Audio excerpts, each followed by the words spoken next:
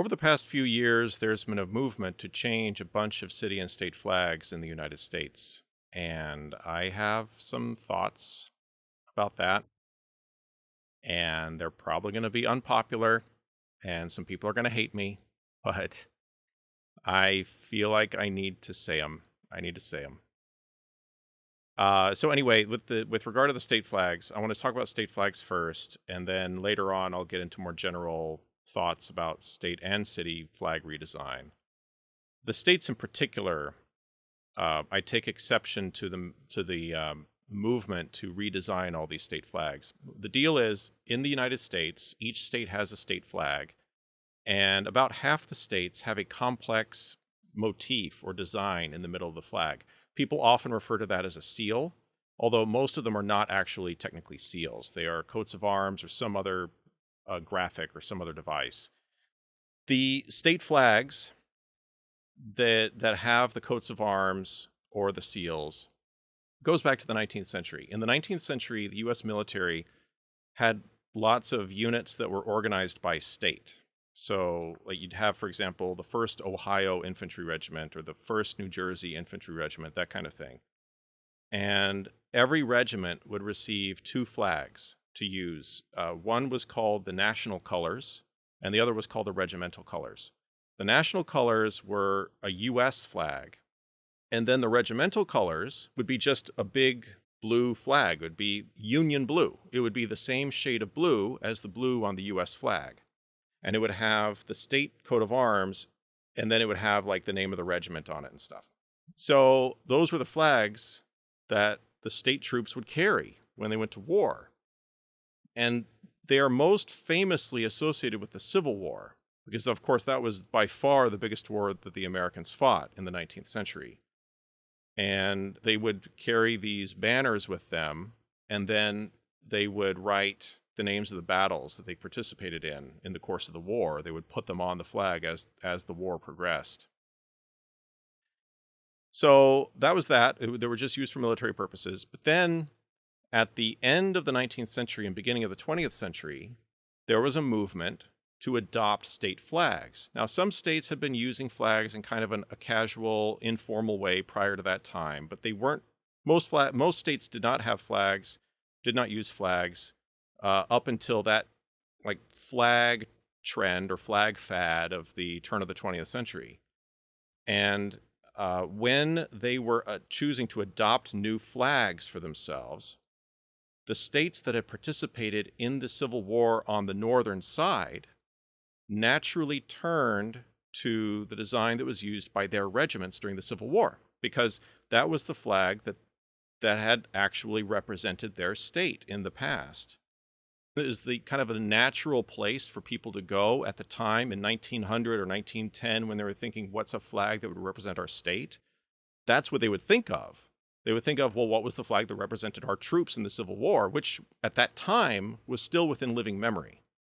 And I used to hate the so-called seal on blue, but learning the history of the state flags and why they're designed like that, I do not at all hate them now. I really value and appreciate that design because, of course, we all have heard about the Confederate flag and the Confederate symbols, and for a lot of people, the Confederate flag, especially the Confederate battle flag, represents slavery and Jim Crow and segregation. So we have these symbols that people who are segregationists or people who are racist, they do use that symbol. So we have a symbol that for many people represents that, but we don't really have a symbol that represents the other side of it. And I think it's worth remembering the other side of it, because, slavery is a part of our heritage as Americans. But abolitionism is also a part of our heritage as Americans.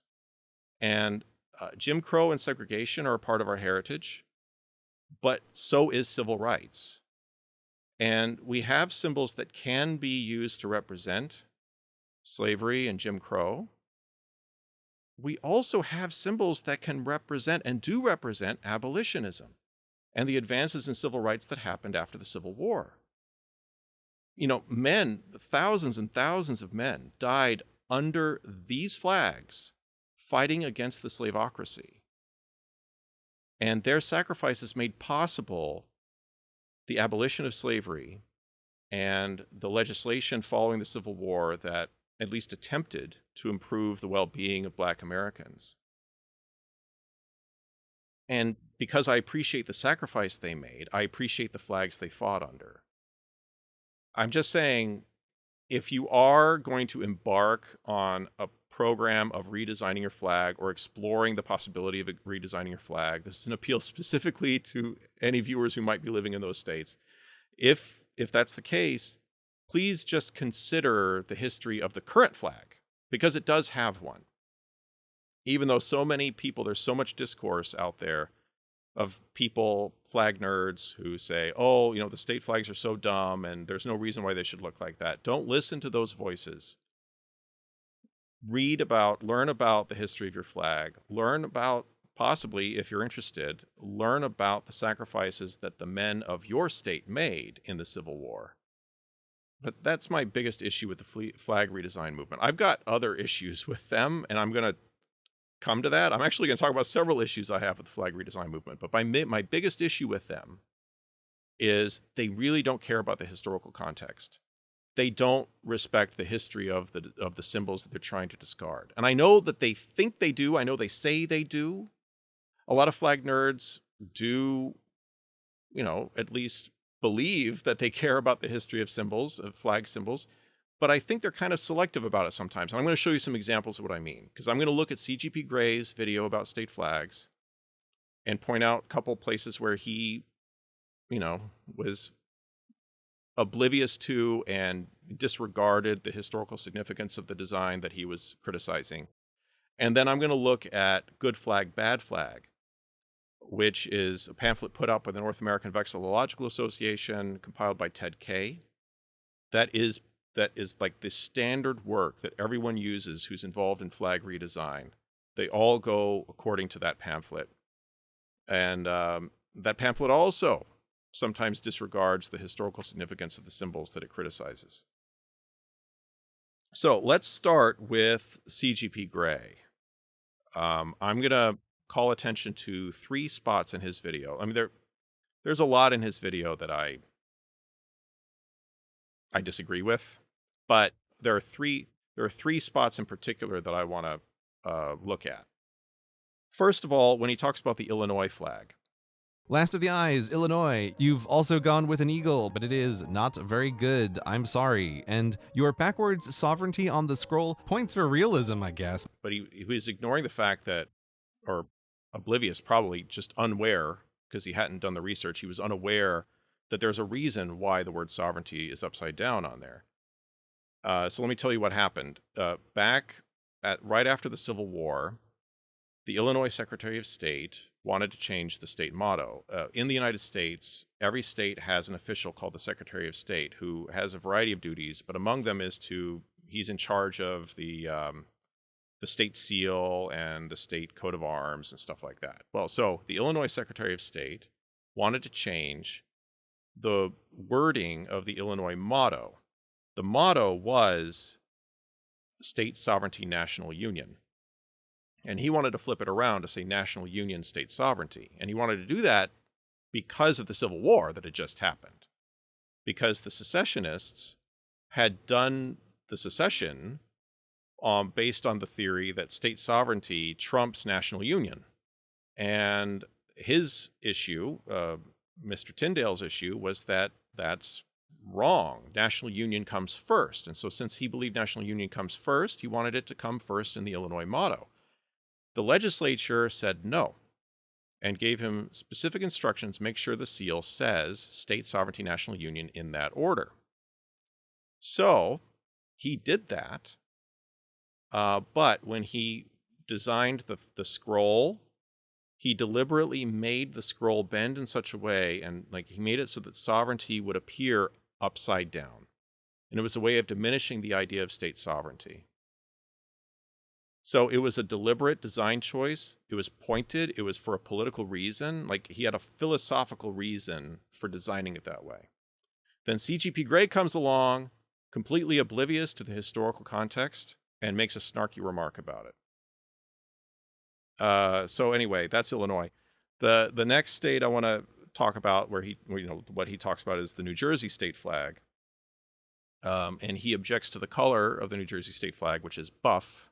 That color is a real choice. I have no objection to him disliking the color buff. That's up to him. That's his, it's a matter of taste, what colors you like and dislike. But again, I feel like someone watching that could get the implication that the people who made the New Jersey flag were doing it out of incompetence. Like, they had so many colors to choose from and they picked a bad color. The reality is there's a particular specific reason.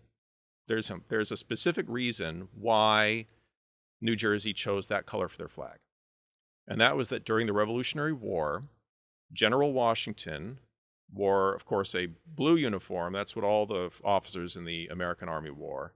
But he would wear his blue uniform with buff trim. And the other members of the general staff did also. And then General Washington gave the troops of New Jersey and New York a special privilege to also wear that color on their uniforms.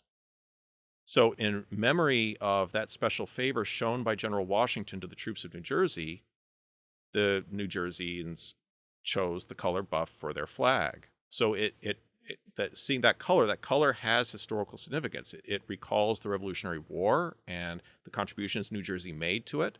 And it recalls the special relationship New Jersey had with General Washington and the special, favor that he showed to them. And then there's South Carolina. South Carolina, he says a lot there, and it's problematic.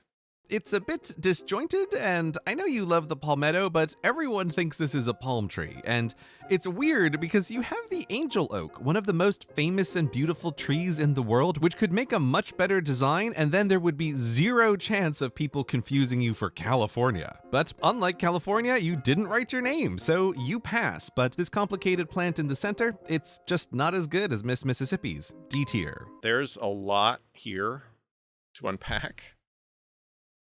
There's a lot to unpack here.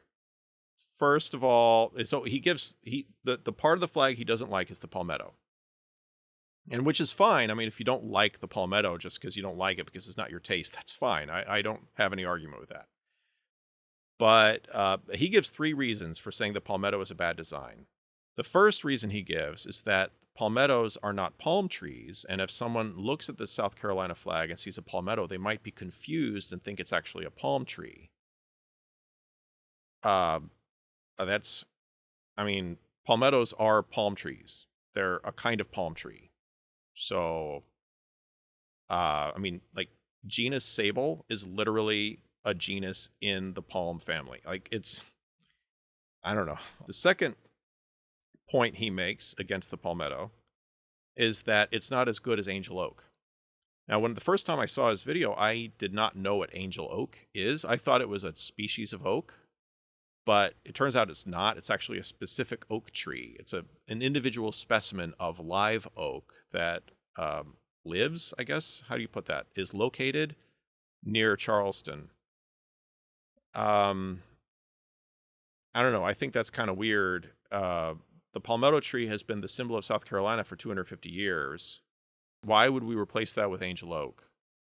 The third point, this complicated plant in the center, that I don't understand. That seems inconsistent with what he says elsewhere in the video, because at the beginning of the video, he lays out his principles for flag design, which are derived from Ted Kaye and the North American Vexillological Association pamphlet.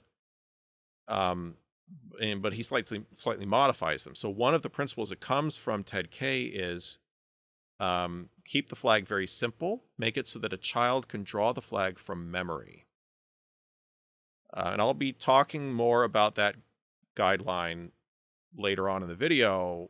But one issue I have with that guideline is no child can draw the U.S. flag from memory. And it kind of surprises me that Ted Kaye isn't aware of that. Have you ever seen a child? I mean, here in the U.S., lots of kids will. I have a lot of international viewers, so I want to kind of explain American stuff. In the U.S., it's common for kids to, at some point in their lives, try to draw a U.S. flag. And they always fail. They never put all 50 stars on there. They usually don't get all 13 stripes. Sometimes they even put too many stripes. And then there's some other design rules regarding the U.S. flag, like the blue part, the Union, is supposed to line up with 7 of the stripes. The other 6 stripes are below. The first stripe immediately below the Union is always white. The stripes at the top and bottom are always red. So there are 7 red and 6 white. The stars are always arranged in a particular pattern. Now, back in the 19th century, there was no rule about how the stars should be arranged. But starting in 1912, the U.S. government started prescribing how the stars should be arranged. And so on the current flag with the 50 stars, it goes 6, 5, 6, 5, etc. So you have rows like that. Those are the rules for constructing the U.S. flag. Can a child follow all those from memory? I don't think so. I mean, I guess it depends on how you define child. Are we talking about a 6-year-old who's only seen a U.S. flag casually? Are we talking about a 14-year-old who learned about the flag in social studies class? Right here, CGP Grey recognizes that problem with Ted Kaye's principle. And so he qualifies it by saying, Even if they need to simplify it again, good enough. Even if the child has to simplify it again, good enough. So if a child can take a complicated design and make a simplified version and mangle it, as children will do, but it's still recognizably the U.S. flag, it's fine. Doesn't that also apply to the South Carolina flag? How hard is it for a child to draw a tree? Like, if you draw a tree on a flag and you have a crescent in the corner, there's no other flag in the world that's going to be. That's going to be South Carolina. So according to CGP Grey's own design guidelines that he's going by to grade these flags, South Carolina should pass. It's not too complicated. So he's contradicting himself here. So he's determined to get rid of that palmetto. But here, and when he talked at the beginning of the video about how important it is to have meaningful symbolism, because that also comes from Ted Kaye's pamphlet, but he doesn't care about the symbolism of the palmetto. The palmetto goes back 250 years as a South Carolina symbol. Near the beginning of the Revolutionary War, the British sent some ships south toward Charleston to try to capture Charleston, which was the major port of the southern colonies. And in response to that, the South Carolinians rushed to build a fort at the mouth of Charleston Harbor. They built it very hastily because they had to rush because the ships were coming. And so they weren't able to get hardwood trees and bring them in. They used the local palmettos, which are very abundant in the coastal areas of South Carolina. And so they constructed it out of palmettos and out of earth. They were not able to complete the fort in time once the British had arrived, but when the British attacked the fort, the South Carolinians successfully defended it. And there's this famous event during the battle where they were flying a dark blue flag with a crescent in the corner. And the British shot the flag down and it fell on the ground. So one of the soldiers ran over. His name was Jasper. He ran over and grabbed the flag and held it up until some of his fellow soldiers could put together a makeshift pole that they could put it up on a pole again. So he was risking his life to keep the colors up. Because of that act of heroism, Jasper became very famous, and there are lots of place names all over the South. They're Jasper, towns and counties and stuff. So this became a very famous battle for the Americans, and it has deep resonance in South Carolina history. So everything about that battle became a symbol. The flag that they flew, dark blue with a crescent in the corner, became the flag of South Carolina. And then they added a palmetto in honor of the palmetto logs that were used to construct the fort. There's probably not another state flag anywhere in the country that has the same kind of historical resonance and lore associated with it that the South Carolina flag has. He picked for somebody who claimed that he cared about historical symbolism in the flags, why is he picking specifically on the palmetto flag of all flags? Okay, so, but like I said, CGP Grey was was basing his principles that he used to grade these flags. He was basing that on Good Flag, Bad Flag, which is a pamphlet put out by the North American Vexillological Association. I believe it was first published in 2006. and the main guy behind it was Ted Kaye. So in the course of this portion of the video, when I'm criticizing good flag, bad flag, I might alternate between referring to the North American Vexillological Association and referring to Ted Kaye. Good flag, bad flag presents 5 principles of what it calls good flag design. They are: keep it simple, use meaningful symbolism, use 2 to 3 basic colors, no lettering or seals, and be distinctive or be related. So let's go through each of these one by one, because there are problems with all 5. First of all, keep it simple. He says it should be so simple that a child can draw it from memory. Why? Why does a child have to be able to draw it from memory for it to be a good design? He does not actually explain why. And I am left wondering why, because it's not intuitive to me that that should be the case. Like I already talked before about the US flag. No child is capable of drawing the US flag accurately. Does that make the US flag a bad design? And then, like I said, CGP Grey addressed that. He anticipated that criticism of Ted Kaye's principle by adding the caveat, if a child can simplify it again, good enough. But if we're going to add that caveat, then pretty much every flag design is good enough, because a child is capable of approximating all 50 of the state flags. And I know what you're thinking. I know there are many people out there who think, how can you possibly tell apart those 20 flags that just have a seal on blue or a seal on a bed sheet? You're wrong. You can tell them apart. I don't mean any offense, but look at it this way. There are, and I'm not speaking to the people who don't know flags, like there are people for whom all the tricolors look alike, right? Like, in order to know what all the tricolors are, you've got to sit down and memorize them. Like, for example, you see the Nordic flags. All the Nordic flags have the same design or very similar design. And the only thing that distinguishes them is the colors. And so in order to know which one's Norway and which one's Iceland, you got to memorize it. In order to know which one's Sweden, you have to remember it's the one with yellow. You have to memorize, well, the one with the white field is Finland. You have to memorize that. You don't just know it magically. You have to memorize it. And I'm not saying you have to memorize the Nordic flags. I'm not telling anybody to memorize the Nordic flags. If you don't want to learn the Nordic flags, fine, don't learn them.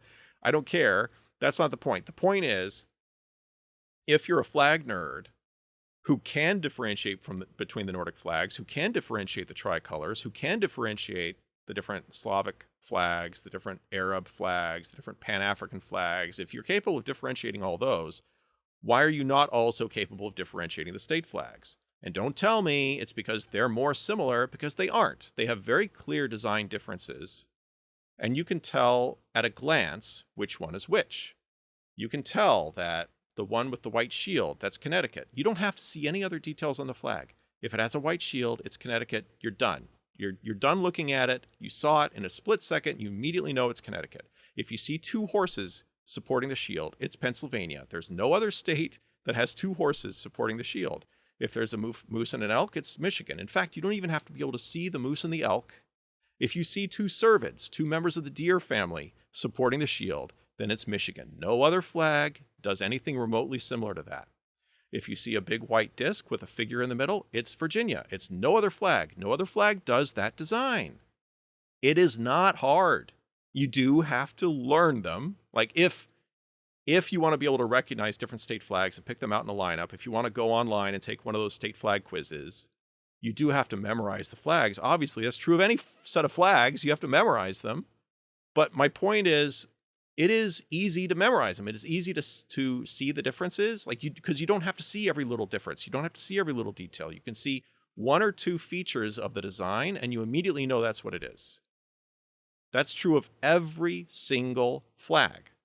There are no 2 flags that are impossible to tell apart or even difficult to tell apart when looking at them at a glance.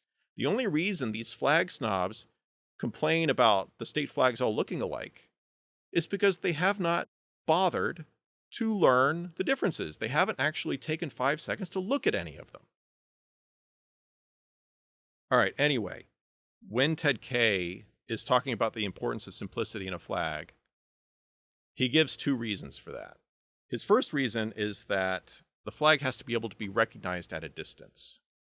And if you have a flag with a lot of detail on it, you won't be able to see all the little details from a distance.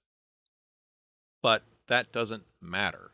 You don't have to be able to see every detail from a distance to recognize the flag. Like I said, with regard to the state flags, you don't have to see every detail on every state seal or coat of arms in order to identify which flag it is. When you see a U.S. flag at a distance, do you stop and count the stars before you decide whether it's the U.S. flag or not? I mean, there have to be 50 stars on there, right? What if the flag only has 49 stars? Shouldn't you count all the stars for it? Obviously, that's ludicrous. Nobody does that. Nobody actually counts the stars on the U.S. flag before they figure out whether it's the U.S. flag. You see the flag, you see the general pattern, there's supposed to be a bunch of stars on the Union, that there's supposed to be 13 stripes. You don't count the stripes, you don't count the stars. The U.S. is not the only flag that people generally regard as a good design that is not a simple design. There's the UK flag. Like, have you ever tried to draw the UK flag? Can you place the stripes that represent the cross of St. Patrick accurately on it? There's a very particular way that the cross of St. Patrick is rendered on the UK flag. How about the Portugal flag? One of my favorite flags. I can't imagine everybody else in the world hates the Portugal flag or thinks that it's too complex. I love it. I think it's a fantastic flag. It does have a complex design in the middle, and there's no chance any child can draw that from memory. Even with a social studies lesson, I'm not sure if they could. A while back, there was this thing going around. Somebody said that they had raised the Nebraska flag over the Capitol upside down and nobody noticed it for some period of time. Well, how about this? If somebody raised a U.S. flag and it had 49 stars on it, how many people would notice? How long would it take before people realized it wasn't a 50-star flag? What if somebody raised a 51-star flag? Conceivably, someone living in D.C. might, as a protest, raise a 51-star flag. But the only problem with such a protest is nobody would notice that it had 51 stars on it. So is this a flag design failure? Does the U.S. flag fail because you can't count the stars at a distance? You can't discern that detail from far away? The second reason he gives for why flag design has to be kept simple is cost of manufacture. Now, in the past, decades ago, it was certainly true that a complicated design did cost more to produce. But nowadays, that is not true, because most flags today are printed.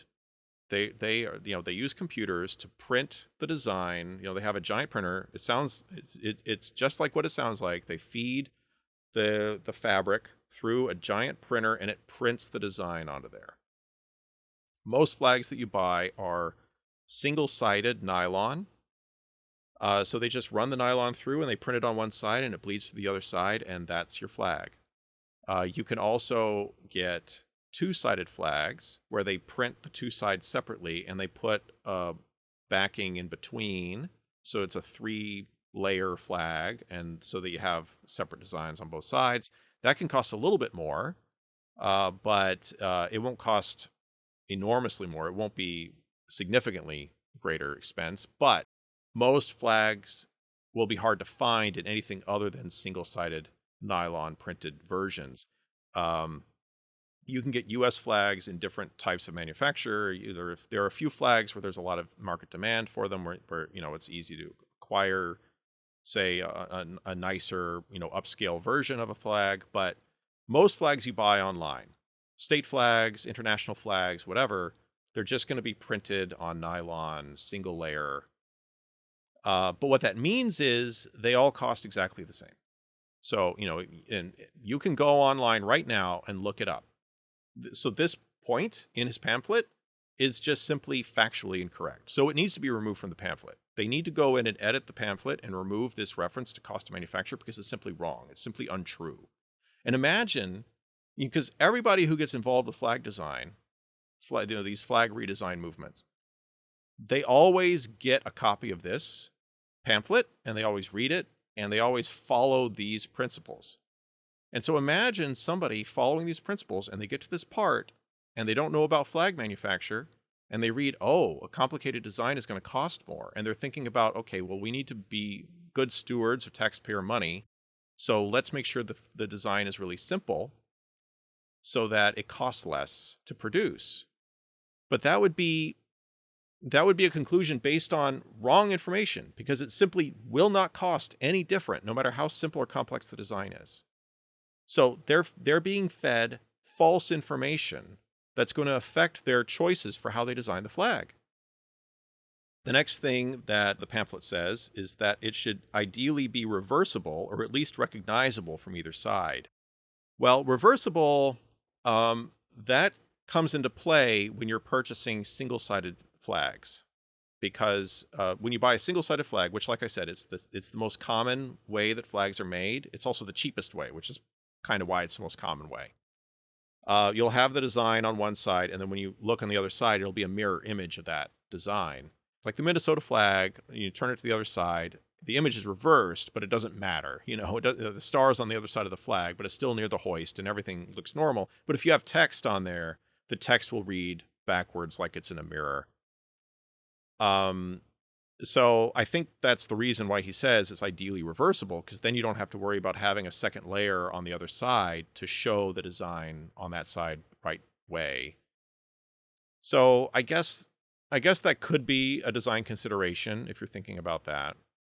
I would not say that it's absolutely necessary. I personally, it doesn't bother me if I see a flag where it's a single layered flag, and the other side it looks a little janky because it's backwards, because you are capable of having a two-sided flag. And then the reversible thing is not an issue. But then he says the flag should at least be recognizable from either side. What in the world does that mean? Can you name a single flag where you know the design on one side, and then you look at the other side and it's reversed, and suddenly you can't recognize it? What in the heck?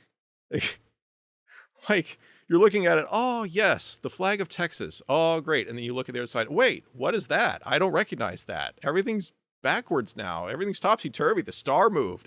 It's like, what the heck? No, if you know what the design is, then when you see a reversed image of it, you're still going to recognize it.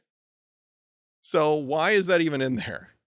All right, the next thing he says is don't put a different design on the back. Like Oregon, for example. Oregon has one design on one side of its flag and a different design on the reverse.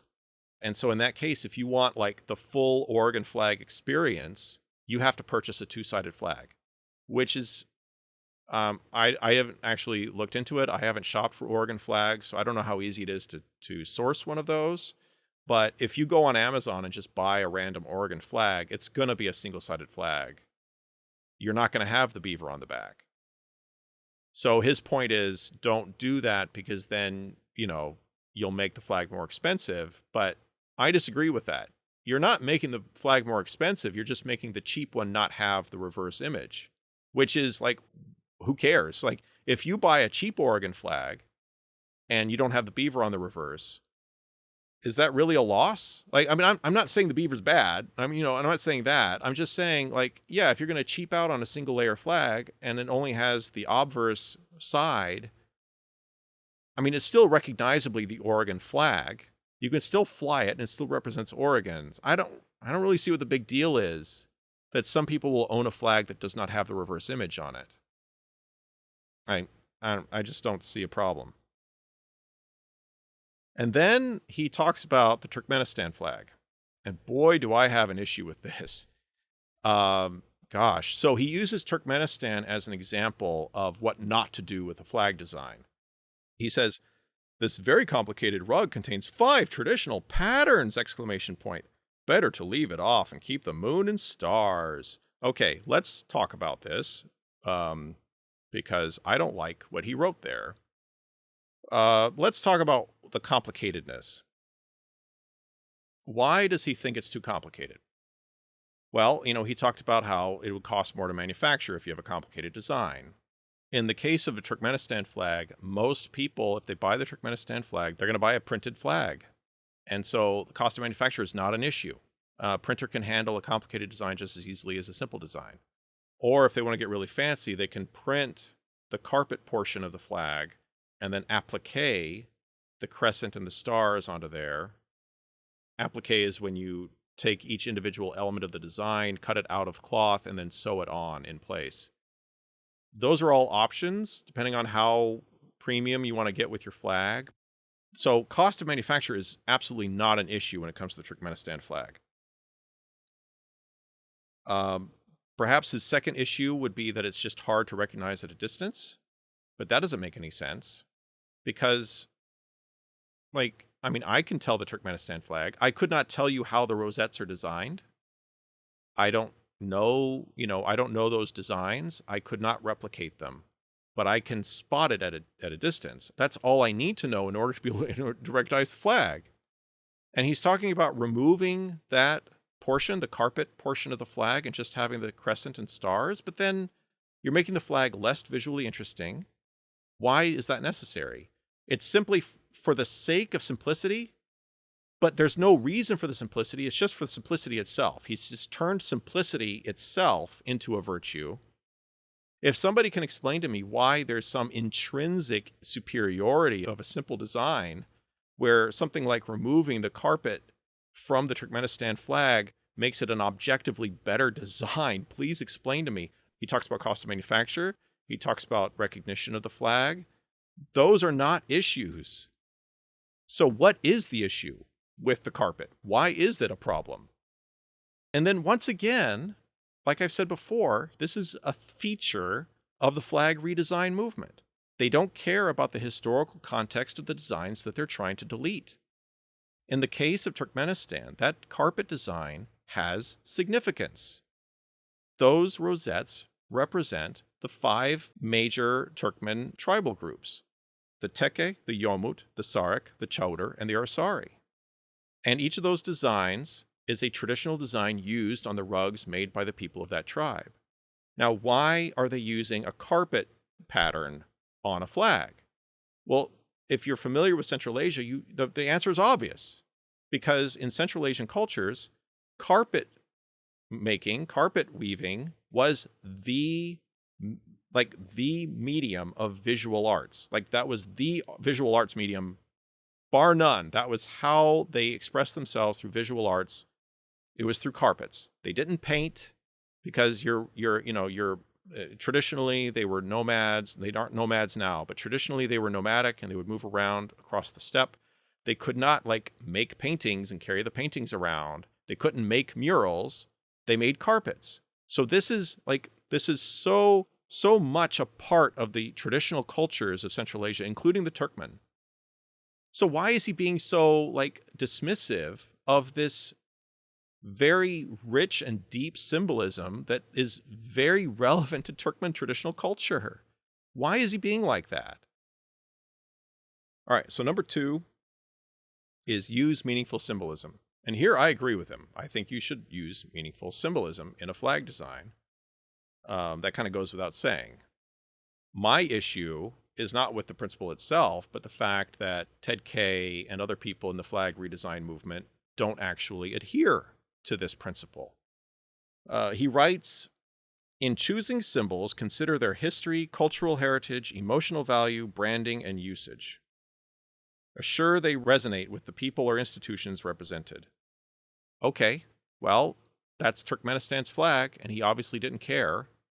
The South Carolina flag and CGP Grey didn't care about that. Now, Ted Kaye likes the South Carolina flag, so but my point is, people who are involved in the flag redesign movement, they pay lip service to this principle of respecting the symbolism of the people that are being represented, make sure the flag represents, them. He words this really well. Consider the history, cultural heritage, emotional value. Assure they resonate with the people or institutions represented. But then when it comes down to it, simplicity is more important than the resonance of the symbols for them. And then he uses the Navajo flag as an example of bad design. But it kind of doesn't make sense that he talks about the Navajo flag here, because is his issue with whether the symbolism is meaningful? Is that what he's getting at here? because I don't think he's making that argument that the symbolism on the Navajo flag is not meaningful, that it does not resonate with the people of the Navajo Nation. I don't think that's what he's saying. He just puts this flag here as another opportunity to get on his hobby horse about simplicity. So really, this is supposed to be, or it ought to be, for his purposes, under number 1. Because he takes issue with the Navajo flag because it's too complicated, not because the symbolism is not meaningful. And then let me read what he says about it. Over 20 graphic elements overwhelm the viewer, and none are large enough to be seen easily. Look, I don't feel overwhelmed when I see the Navajo flag. It does look a little busy. I probably personally wouldn't have designed it that way, but I'm not Navajo. And if, they can make whatever flag they want as far as I'm concerned. I do appreciate the colors. I think those are really nice colors. But like I said before, it's not like the detail on the flag makes it hard to recognize.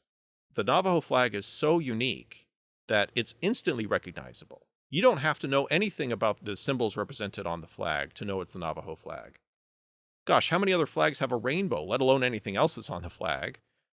It's so distinct. It's so unique. The details do not get in the way of that. It's just, I know I'm repeating myself, but it's just so bizarre that Ted Kaye thinks that if you have a bunch of detail on the flag, it will interfere with recognition of the flag. That doesn't make any sense. Can anyone see that flag and be confused about what country it might be or what it might represent? Obviously, it's the Navajo Nation. It can't be anything else. And then you're like, well, if you can't see all the details from distance, what's the point of having them on the flag? To which I will respond, what's the point of having all 50 stars on the US flag if you can't count them from a distance? What's the point? Why don't we simplify the US flag? Just put one big star on there. Or just not stars at all. Like if you remove all the stars from the union of the flag and just have a big blue box on there, a big blue rectangle, everyone will still know it's the US flag. They won't confuse it with anything else. Aren't we supposed to remove all unnecessary complexity? Isn't that the phrase they love to say? No, dude. That's not how it works. When you see a flag that has details you can't see, it doesn't matter. If you're familiar with the flag, you're familiar with the symbolism, you're reminded of the symbolism when you see the flag. When you see a US flag, you're reminded, you remember that there are 50 stars on there and you know what they represent. When a Navajo sees the Navajo flag, they know what those symbols represent. They're reminded of those symbols when they see the flag. They don't have to physically lay eyes on every little detail of the flag. They are reminded of the design they are already familiar with. Just as an American is reminded of the design of the US flag and what it represents every time they see the flag, even though they don't stop to count all the little elements and, make sure it's a correct flag or whatever. His third principle is use 2 to 3 basic colors. Why? Why only 2 or 3? I imagine he says that because it'll make flags cheaper and easier to manufacture. I don't think he actually comes out and says that. Oh, wait, he says more than 4 colors are hard to distinguish and make the flag unnecessarily complicated and expensive. Okay, yeah. So unnecessarily complicated is just his simplicity hobby horse again. I've already addressed that. Making it expensive, I've already addressed that. Flags are not more expensive because they're more complicated. You print the flags, you can print any color you want. So that's not an issue. So then he says, more than 4 colors are hard to distinguish. Actually, honestly, if you guys, this is a digital PDF, you guys need to proofread this. It says use 2 to 3 basic colors in the heading, but then it says more than 4 colors. So what's the status of a 4-color flag? Okay, there's some ambiguity here. There's some style issues, and you guys need to edit that. Okay, it says more than 4 colors are hard to distinguish. What? What is he talking about? Like, if I see 5 colors on a flag, I can't distinguish them? That doesn't make any sense. There are all these flags that have 5 colors on them. I'm not confused which color is which. What? What does that even mean?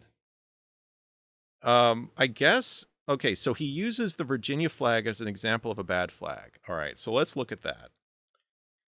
He says, imagine 18 different colors in the official flag specifications, exclamation point. Not only are they difficult to distinguish, but having so many colors drives up the manufacturing cost. Once again, he's including false information. This needs to be edited out. This is a factual inaccuracy. It doesn't drive up you know what? You don't believe me? I bought a Virginia flag. I'll show you. Okay. This is the flag I bought. I went to like 10 different state websites trying to find a state flag I could buy from them. And Virginia was the only one where you can make the purchase online. There are some states where you can make the purchase, but you have to mail a check in. And there are some states where like I looked and like there's no way I can buy a flag from the government. But Virginia will sell you a flag. Now I bought the 3x5 size, which is 90 centimeters by 120 centimeters. And I bought that because this is the standard size for flying outside of your house. Actually, technically, I bought this size because this is the only size that Virginia sells. A standard, like the standard price for a state flag that you buy from a reputable manufacturer, a reputable retailer. I'm not talking about the El Cheapo versions that you can get on Amazon. You can buy a state flag on Amazon for $10 or $20. But who knows what the quality would be. But if you want to go to like a regular, like standard flag retailer online, there's a million of them. And you try to buy a state flag from them, typically the state flags will cost about $50. This is the flag I bought, and I paid $39 plus shipping for it. And that's the standard price for a state flag. It doesn't matter if you buy a New Mexico state flag, or a Virginia state flag, or any other state flag, it's going to cost the same. It's going to cost $50, round about that. So this is what I paid it with my money. I know what it costs. That's what it costs. This is false information. They need to remove it. But then he says, look at this part. 18 different colors. Yeah, I guess. Like, you know, there's 2 different shades of red. There's the green right there. I didn't count the colors on this, but like they do shading, you know, so because it's art. And so the figure, you can see 3 different shades of flesh color, for the shadow. And then down here, the tyrant is like 2 different shades of purple and stuff. So yeah, there are plenty of colors on there. But this seal was printed on nylon. So it actually does not add to the cost of the flag at all. It's just printed. So it's not an issue. Okay, but then he says 18 different colors. Not only are they difficult to distinguish, and they also cost more. Difficult to distinguish. What? Like when you see a picture like this, are you like, wait, I can't tell if that's Virginia. What shade of purple is that on the tyrant's robe? I can't tell. Or that's not a robe. That's is that a tunic? What shade of purple is that? I can't tell. Wait, is this Virginia? I can't tell if this is the Virginia flag. Wait, let me analyze every single. Wait, are there 18 different colors? I only count 17 colors. This must be some other state. What the heck is he talking about? You just look at the picture. It works. Like, what? You don't need to distinguish the colors. I didn't notice there were 3 different shades on the arm until just now. I still understand the picture. What does this even mean? If somebody can explain, please tell me in the comments. What is the issue? You can't distinguish 18 different colors, therefore it's a problem. It's a picture. Oh my gosh. Okay, anyway. If you live in Virginia, I encourage you to go on your state website and purchase a flag. You can purchase one of these. You can also purchase a U.S. flag, and you can fly them outside your house. It's pretty cool. Number 4, no lettering or seals. So he starts out by saying, words defeat the purpose. Why not just write USA on the flag? And actually, I agree with that. There is a handful of U.S. states that write the name of the state in big old letters right across the top or bottom. Holy cow, dudes. Like, why are you doing that? Like, the worst one for me, I mean, okay, Wisconsin. Like, Wisconsin's pretty ridiculous. But for me, for some reason, Montana bothers me the most. I think it's the Helvetica. I don't know what it is, but it's just like, it's like aggressively sans serif. I know it's Helvetica because it's in the statute that it has to be Helvetica. Like they specified that's the font. And okay, to their credit, they did not go with Arial. Okay, it could be worse, but I really I really don't like that they put Montana in big letters. I don't like that Wisconsin put Wisconsin in big letters. Really, I really don't like it. Um, and there's a reason they did that. Uh, it's not a good reason.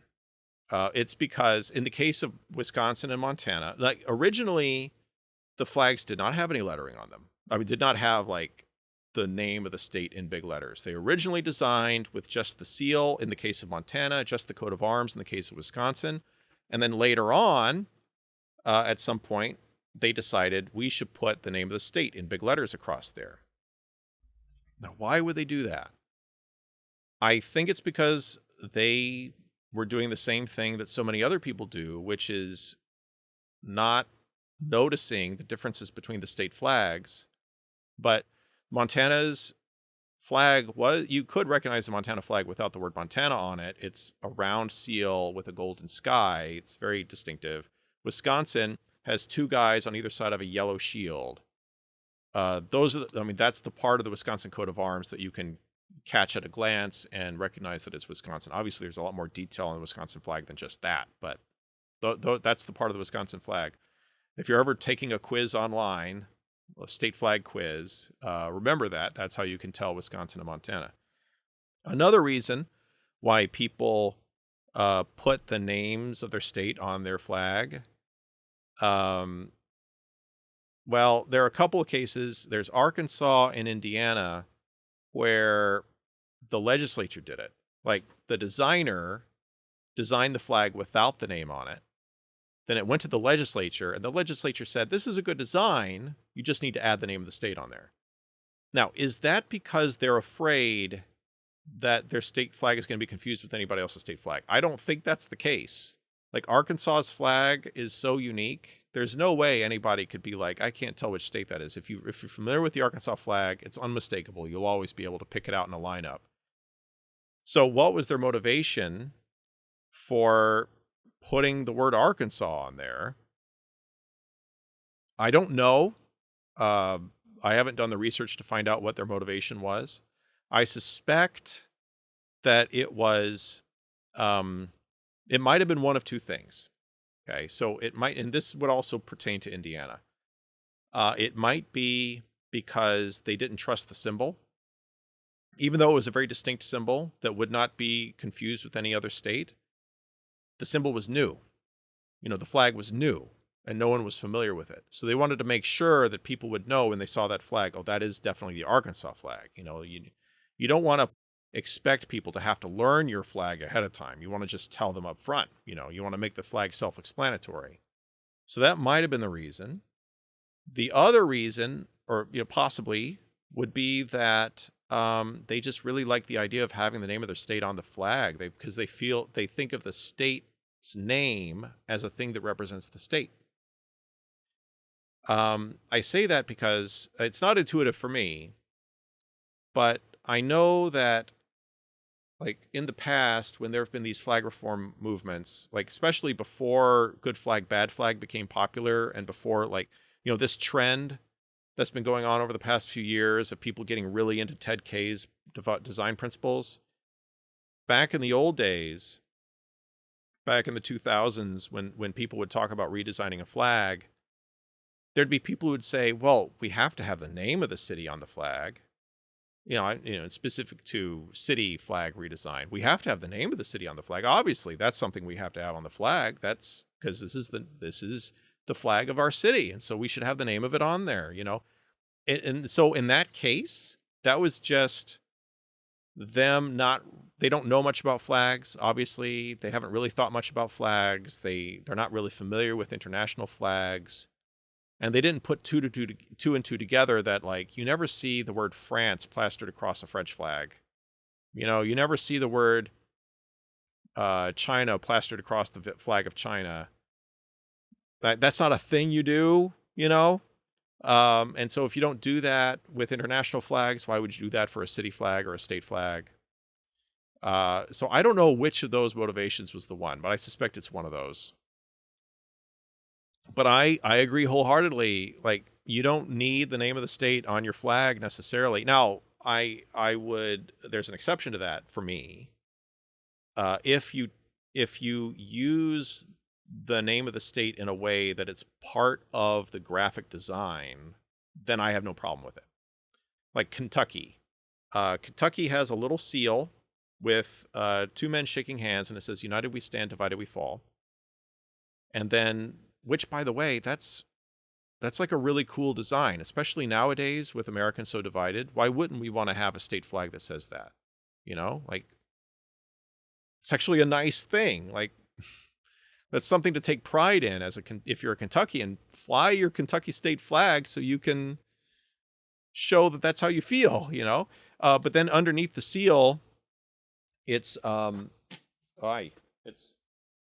it's got some goldenrod underneath the seal, and then over the seal it says Commonwealth of Kentucky in a way that it's like it completes the encirclement of the seal for, like, you know, so it looks nice graphically, and it's the same color as the goldenrod.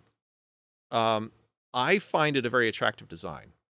And to me, it would be kind of dumb and pointless to be like, out of principle, we must not have any writing on the flag. Let's take off the words Commonwealth of Kentucky and put some abstract design there instead. I don't think that would improve the flag, you know, so yeah, so I think, yeah, leave that on there. It looks nice. You can have writing on a flag and it looks really nice. But I'm getting ahead of myself a little bit. Let me finish this point about names of states, and then I'll get to that. I really do think that in the case of Wisconsin, Montana, they should just take the word off. If they really don't like the visual of that flag, and, you know, like I said before, like, you know, Wisconsin is one of those states where men fought and died underneath regimental colors, which were the Wisconsin coat of arms, which was pretty much the same as the modern coat of arms, on a field of blue. So to me, Wisconsin is one of those Union battle flags. And so you know, I'd be a little bit sad if they decided to get rid of it. Montana, though, with those Western states did not exist at the time of the Civil War. I mean, Oregon did, but I was not able to find any evidence that they were using a state seal or coat of arms on the field of blue in the Civil War. I couldn't find any evidence for that. I'm pretty sure the design that's on the Oregon flag now postdates the Civil War. Same with Nebraska, same with Kansas. Nebraska wasn't a state either, but it was a territory, and they did send troops. But anyway, like Montana, North Dakota, Idaho, those were states where they do have a seal on a blue background. But of course, those states did not exist at the time of the Civil War. Those designs date from the Spanish-American War and the Philippine War. And to be honest, I don't have any emotional attachment to those wars. I don't really feel the need to commemorate them. So I really don't care. If North Dakota, Montana, and Idaho decide that they want to change the flag design for something completely different, I would have no objection.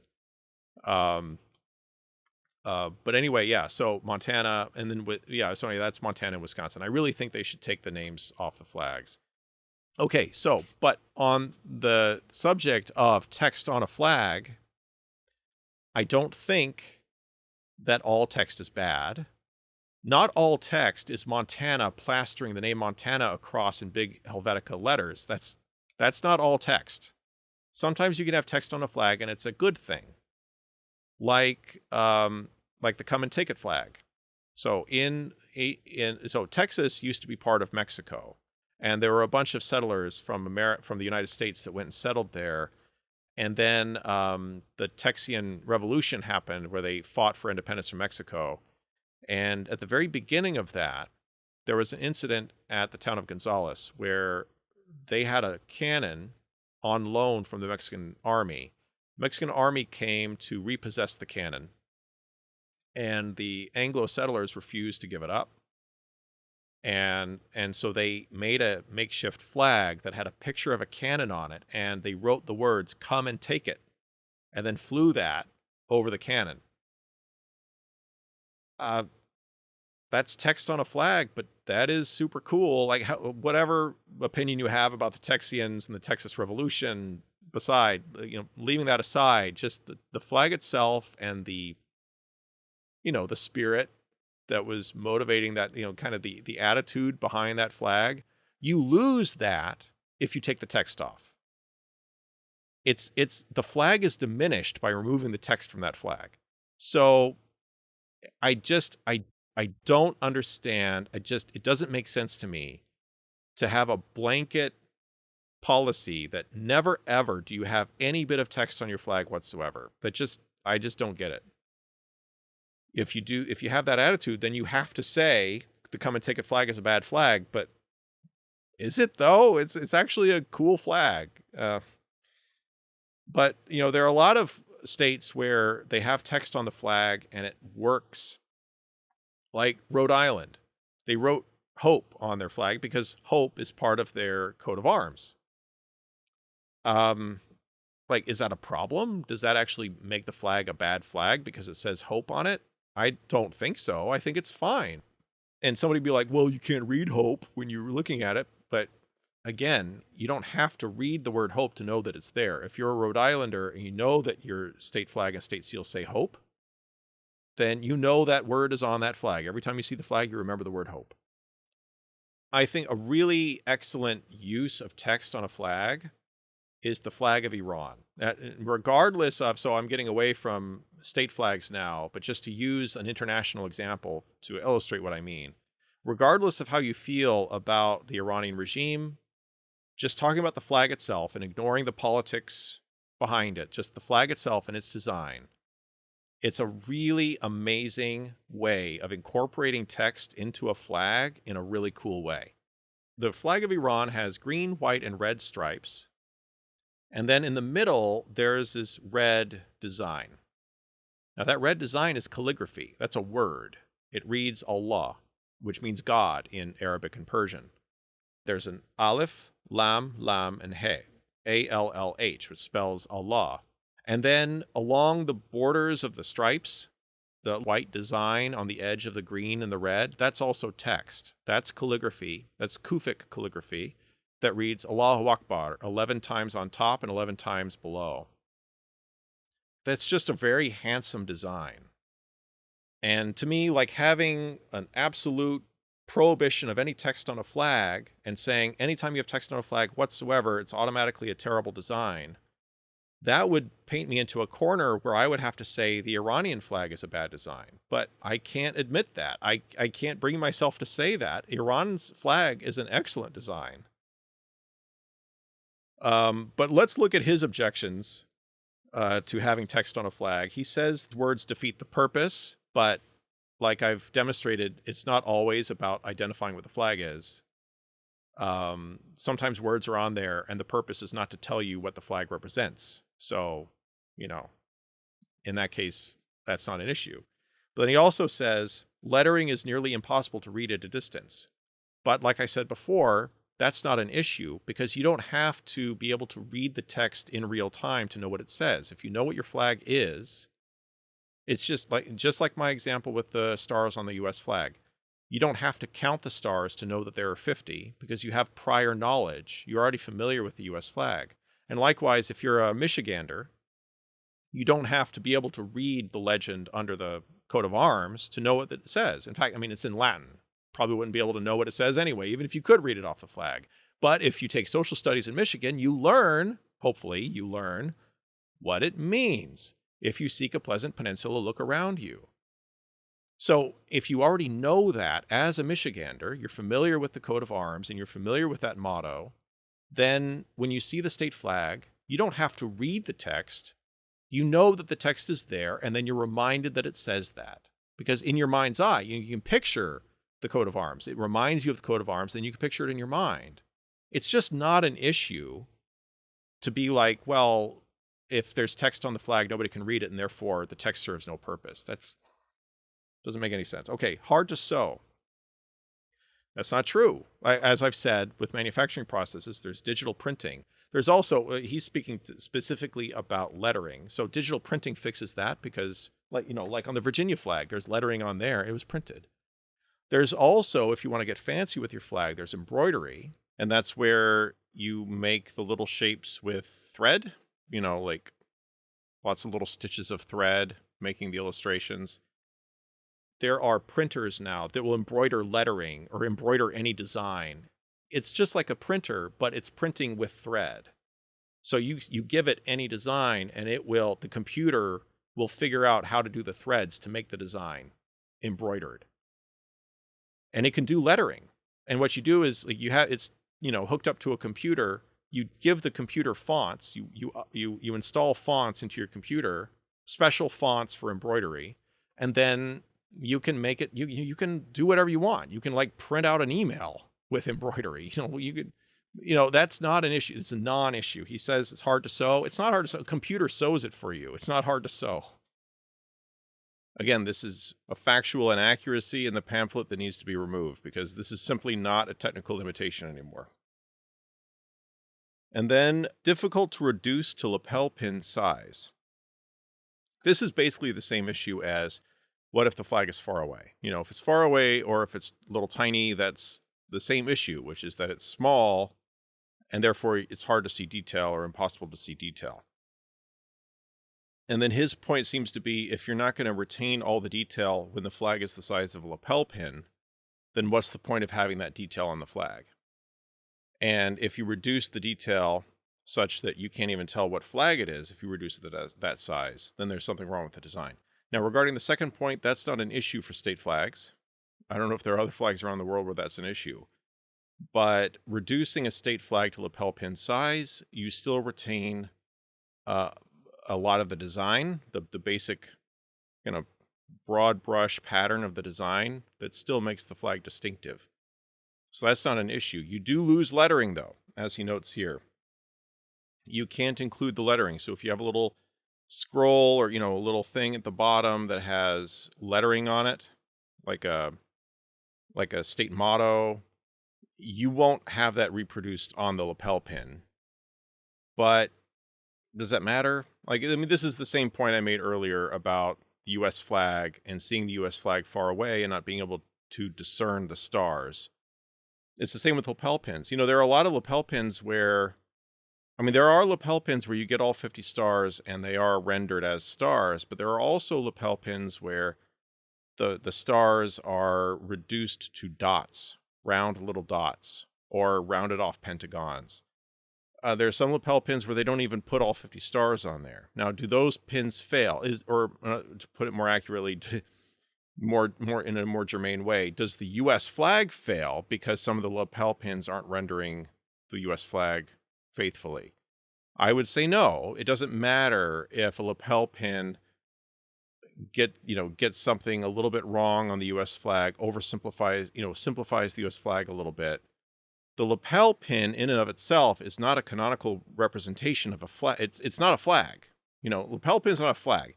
It's a secondary representation of a flag. It's supposed to evoke the flag for you.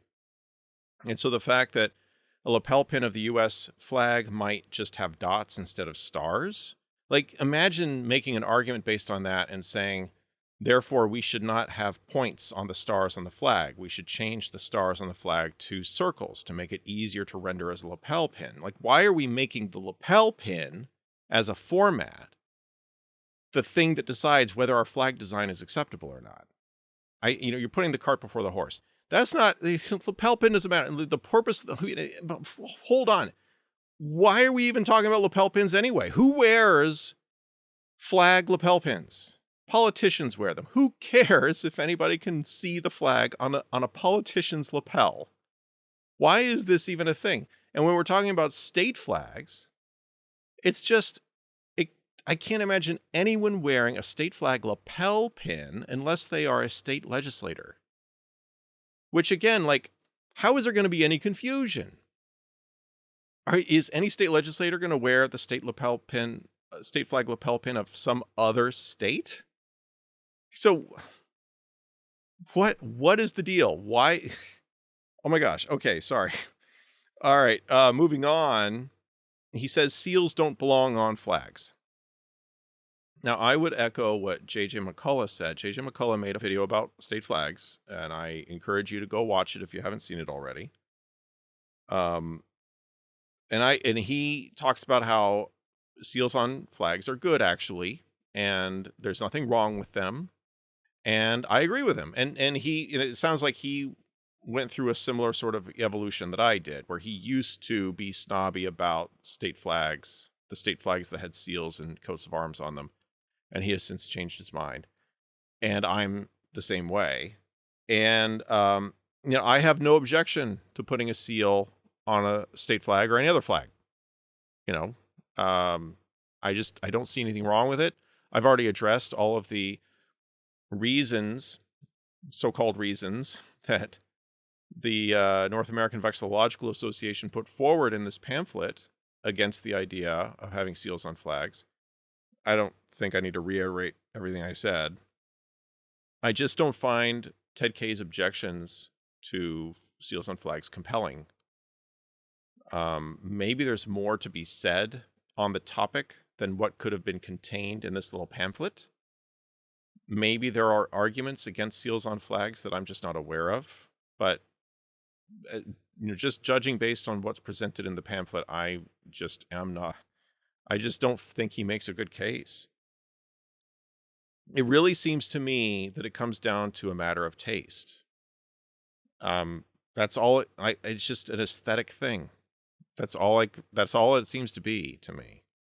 All right. So number 5, the fifth and final principle of supposed good flag design would be distinctive or be related. Which I guess it makes sense to do that. But look, like in this section, he has a Canadian province, he has a US state, and then he has the flag of Indonesia.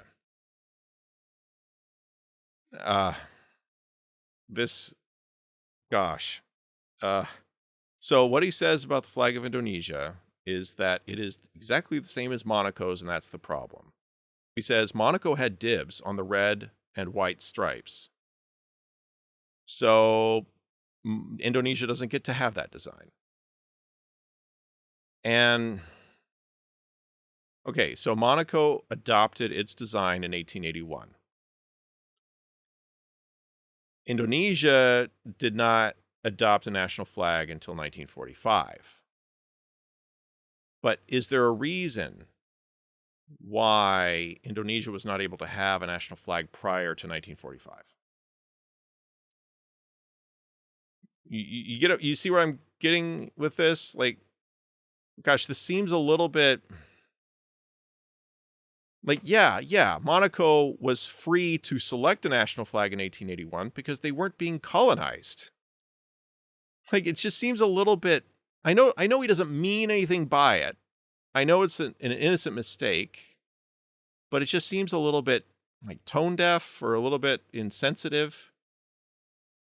And anyway, it's not accurate because the Indonesian flag, as it was adopted in 1945, was based on the flag used by Diponegoro, who was Prince of Yogyakarta in the 1820s and fought against the Dutch, who were colonizing Java. And he used a red and white banner. So, in a way, Indonesia had it first, because Indonesia was, Yogyakarta, Prince Diponegoro was using that design in the 1820s. Monaco didn't start using that design until 1881. So, I guess Yogyakarta had dibs on it, or, if the Dutch hadn't gotten in the way, perhaps Indonesia would have had the opportunity to get that design first. But anyway, why does it even matter? Like, who's going to confuse Monaco and Indonesia? They're on other sides of the world from each other. But it's just like, here again is what I was saying before. The folks in the flag redesign movement just don't care about the historical significance of the flags. They care about some flags and their historical background, and they don't care about others. Ted Kaye cares apparently about, I don't know if he cares about Monaco's flag, but he certainly didn't seem to care enough about Indonesia's flag to do any research about its history. When the students selected that flag design, it had real resonance for them. They selected the flag of a man who fought against Dutch colonization 120 years earlier and lost and was exiled. So this was a very clear and very potent symbol of resistance to Dutch rule and resolution on the part of the Indonesians. Oh, gosh. And you're going to say they don't get to have that because of Monaco? Like, it's just, that's not how flags work, dude. Like, I mean, yeah, it would be weird if, say, Montana was like, you know what? We like the Canadian maple leaf flag. Let's just start using Canada's flag. Like, yeah, then this design principle would make sense. Don't do that. Montana, don't use Canada's flag, you know? But is he suggesting that that's what Indonesia did? That the Indonesians looked around at the existing flags and like, oh, Monaco's flag looks pretty good, and it's a tiny country. Maybe nobody will notice. We'll just use theirs. Honestly, I don't know what he thinks because he doesn't really explain it. All he says is it's too similar to Monaco and it's too similar to Poland. And that's all he says. But like, look, I'm not saying that every single person on the planet has a moral responsibility to go and find out and learn about the history of Indonesia's flag. I'm not saying that. What I'm saying is if you're going to write a pamphlet presuming to tell everybody how they should design their flag, and if you're going to go on the media circuit and you're going to present yourself as an expert on flags, then yeah, maybe you have a moral responsibility to find out what the history of Indonesia's flag is before you put it in your pamphlet as an example of a bad flag. Okay. So, I would encourage him to remove the Indonesian flag from that section of his pamphlet. On the next page, he has another section called Other Considerations. I don't object necessarily to the stuff he says on that page. As I recall, it all looks pretty innocuous to me. But then here's the part that really throws me. At the bottom of that page, he gives some examples of exceptions to his rules. So what makes them okay? Why is it that they get to be exempt from the rules? Colorado's sea is a stunning graphic element. And I would presume this also is why the North American Vexillological Association itself is allowed to get away with breaking the rule about lettering because they put a giant V on their flag. But maybe they regard that as a stunning graphic element. Okay, so it's not lettering per se that's the problem. It's lettering that's not part of the graphics. Yeah, all right. Maryland's complicated heraldic quarters produce a memorable and distinctive flag. Maryland uses too many colors, according to Ted Kaye, and it's a complex design that a child would not be able to draw from memory. But it's a stunning design, and so it's okay. So as long as you like the design, so if it breaks the rules, but you like the design, then you can keep the design. Because I'll be honest with you, I think the Maryland flag is ridiculous. Not necessarily in a good way. I know the people of Maryland love their flag, and it is certainly very distinctive. And because it's distinctive, and because it is very Maryland, I think it's appropriate for Maryland to use that as their flag. So I would never suggest that they change their flag. But it's also a little garish. I mean, come on. But that's what they're going for. It's garish, and therefore it's cool, you know? And like, if that's okay, if garish and therefore cool is okay, then why isn't Milwaukee's flag okay? You know? Okay, so then California's design. Oh my gosh. And you know what? I was thinking about California's design even before I got to this page because California's flag breaks 3 of the 5 rules. Nevertheless, California's design, according to Ted Kaye, recalls a historic relic from 1846. So as long as you have lettering and you have too many colors and you have a design on there that is too difficult, as long as you're utilizing historical symbolism it's okay. What does that describe? That's describing the state flags with the seals. Goodness gracious. The Connecticut flag, for example. The symbol of the grapevine goes back 4 centuries. It goes back to the Saybrook colony of the early 1600s. So why is that not okay? And then don't tell me, oh, but we can just make it modernized. We can just create this weird, like, geometric grape cluster, and we're still honoring that. No, man. No. Because if you're going to do that with the Connecticut flag, then do it with the California flag. Dude, do it with the California flag and turn the bear into weird geometric shapes. If that's your goal, if that's what it's about. But if you're going to leave the bear as an actual bear and not weird geometric shapes, then don't turn the grapevines into a bunch of circles. So Connecticut's flag, according to this, recalls a historic relic from 1846. Well, Connecticut's flag is 2 centuries older than that. I mean, essentially, obviously, like the modern idea of having this really ornate Rococo shield to put the grapevines on, that's more recent. But the idea of having grapevines as a representation of your state is very old in Connecticut. But this is true of the other states too. Like, the other coats of arms are old. And like I've talked about before, these flags were used in combat. This is part of our heritage. Okay, so this next one, South Africa. So South Africa breaks the rule of too many color. It has too many colors on it. I think that's the only rule it breaks. All 6 colors on South Africa's flag have deep symbolic meaning. Oh.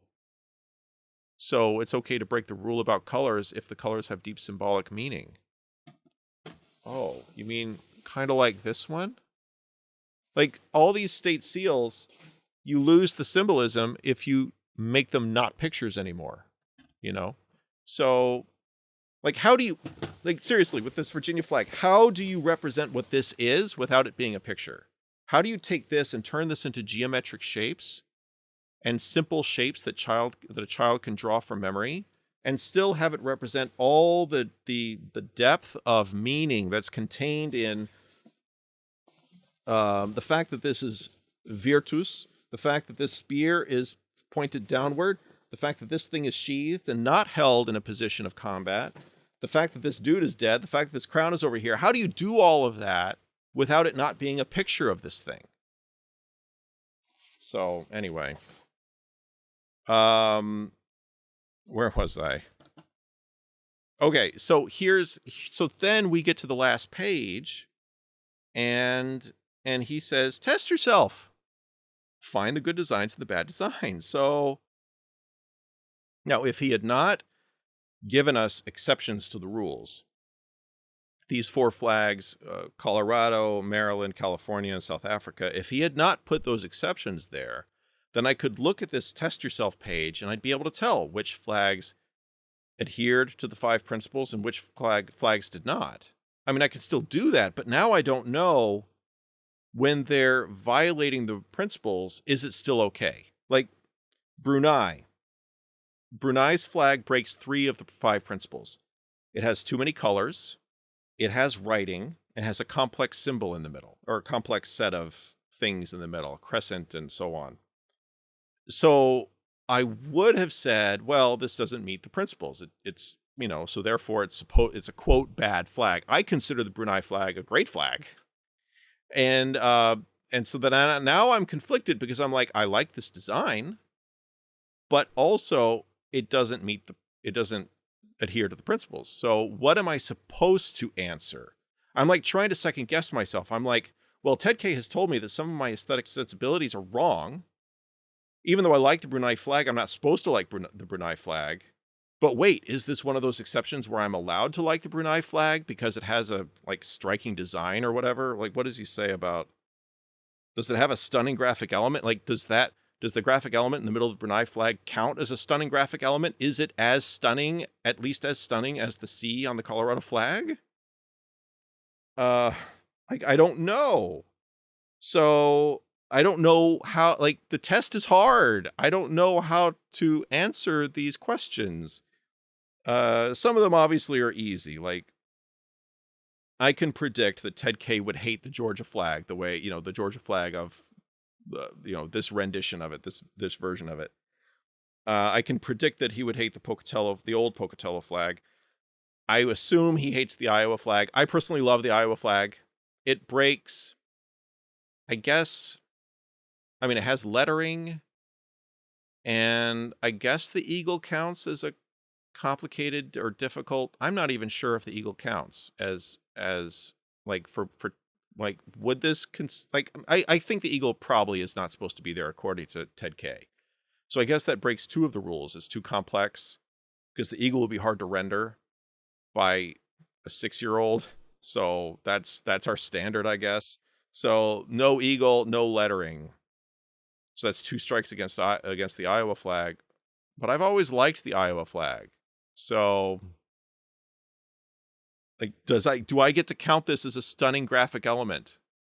Or, like, I'm experiencing what I've heard of, college students would complain, like, I can't, like, I don't know, like, what the professor wants me to answer. Um, and like, I understand that feeling because I'm like, what does Professor K want me to answer here?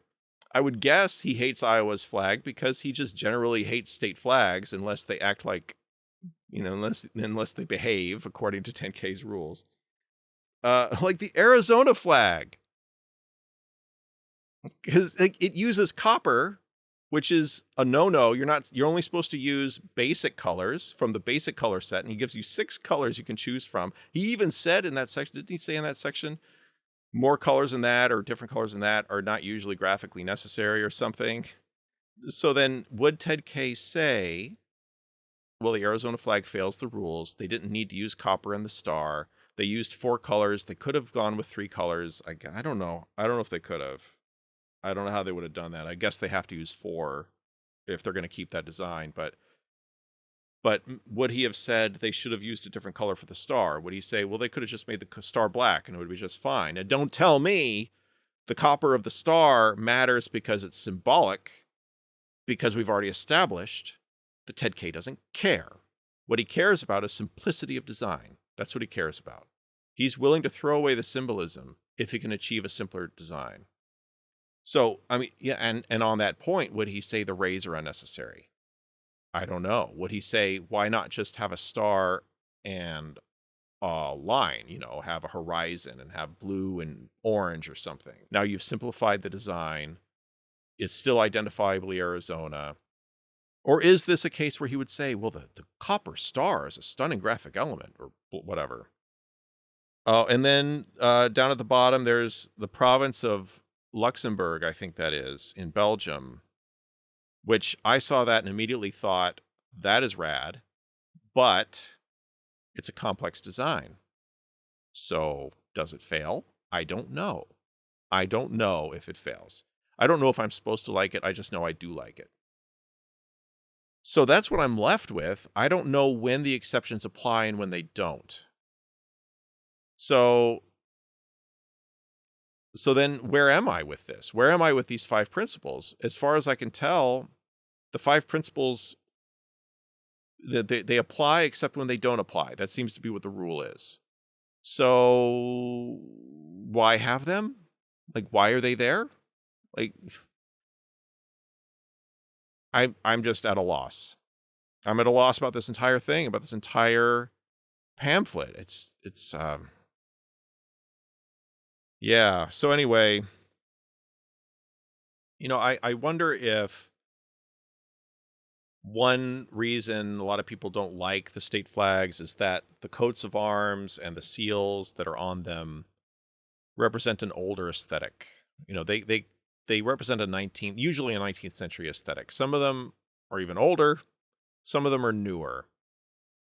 But I love the fact that they are old. I love the fact that they have an older aesthetic because I feel like that kind of represents the fact that our democracy is old.